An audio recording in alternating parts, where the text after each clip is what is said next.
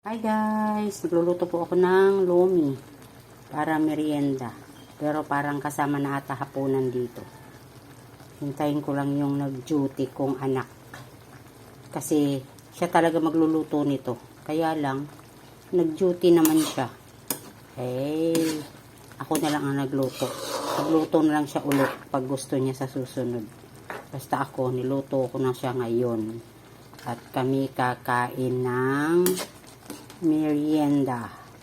Tapos sama na natin yung hapunan dito. Diba? Kain tayo guys, masarap to. Tikman natin ha. Tikman ko.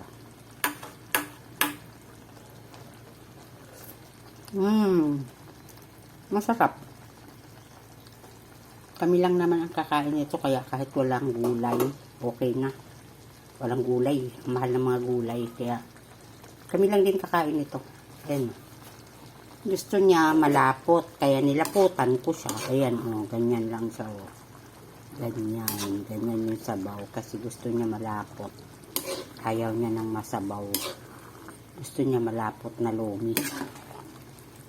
Kaya ayan, nilaputan ko siya. At kung ano yung available sa ref na sahog, yun ang sinahog ko. Tal kami lang naman ang kakain. Okay na yan, diba guys? Okay.